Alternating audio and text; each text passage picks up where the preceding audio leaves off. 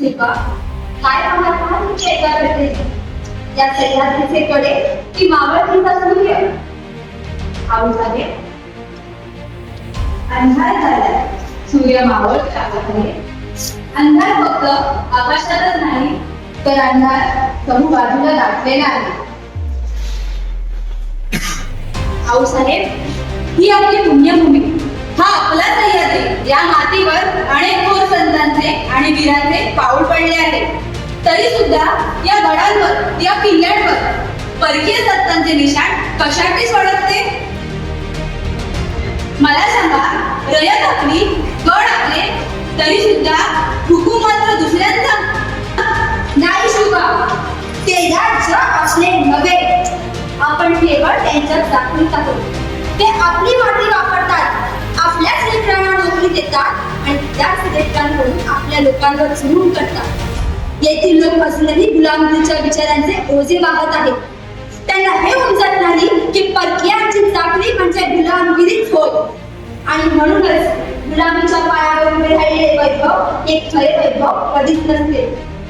मग आऊसाहेब, खरी श्रीमंती कशात आहे? खरी श्रीमंती ही माणुसकीत आहे, धर्माच्या रक्षणात आहे आणि स्वातंत्र्याच्या प्रत्येक श्वासात आहे. तुम्ही रामायणातील प्रभू श्रीराम आणि महाभारतातील अर्जुनाच्या कथा ऐकल्या? रामकृष्ण, भीम, अर्जुन या साऱ्यांनी धर्मरक्षणासाठी आणि सज्जनांना ज्ञान मिळवून देण्यासाठी युद्ध केले. त्यांचे अंतिम ध्येय काय होते? रयतेचे कल्याण. हेच आपले अंतिम ध्येय आहे. मग यावर उपाय काय? शिवा, आपण आपला भगवा झेंडा सह्याद्रीच्या प्रत्येक शिखरावर मानाने फडकवायचा आहे. इथले गड आपले, ही माती आपली, त्यावर परकीयांचा अंमल नको. आपले वडील शहाजी राजे देखील या स्वप्नासाठी झगडत आहेत, पण त्यांच्या वाटेत अनेक अडचणी आहेत. आपल्या तलवारी दुसऱ्यांसाठी चालतात, पण आपल्या रयतेला न्याय मिळत नाही, हे दुःख.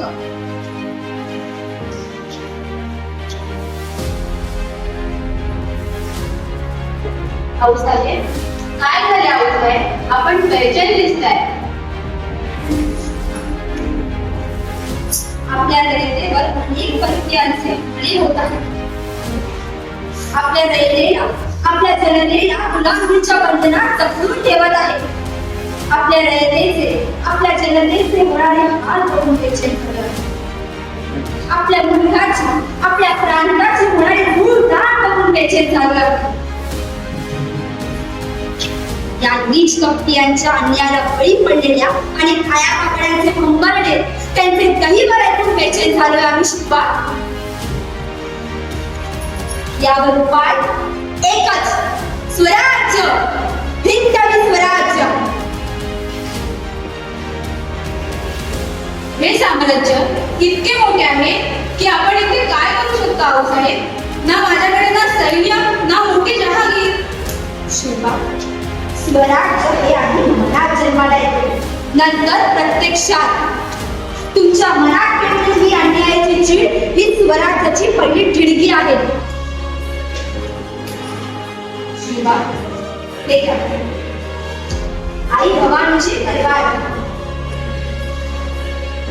देवीचे आणि आमचे आशीर्वाद सदैव तुमच्या पाठीशी आहे. शिवा, एक गोष्ट कायम लक्षात ठेवा, सत्ता ही तलवारीच्या धारेवरून असते, पण त्या धारेला जर नीतीची जोड नसेल तर ती सत्ता लवकरच असते.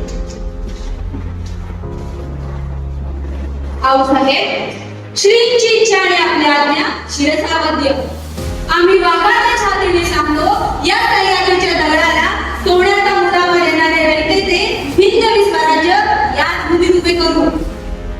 ही तलवार केवळ तलवार नसून या महाराष्ट्राच्या मातीला परिदासातून मुक्त करणार आणि भविष्यात स्वराज्याच्या बळावर दिल्लीचे तख्त देखील धर्माचे आणि न्यायाचे रक्षण करण्यासाठी आणि मुघलांच्या जुलमी राजवटीतून रक्षण करण्यासाठी आम्ही समर्थपणे राहू. आऊसाहेब, आपल्या या डोळ्यात आणि आनंदाचे दिवस पाहिल्याशिवाय ही तलवार म्याण होणार नाही. राज्य व्हावे ही तो श्रींचीच म्हणत आहे. भले शाबास माझ्या बागा, तुम्ही एकटे नाही आहात.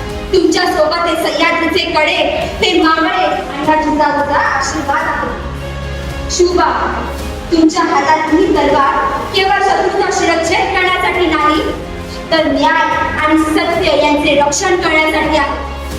आपले आजोबा मालोजी राजे, आपले वडील शहाजी राजे यांनी ह्याच स्वप्नासाठी आपले आयुष्य खर्चिले केले. आता ही मशाल तुम्ही पुढे न्यायची आहे. हर हर महान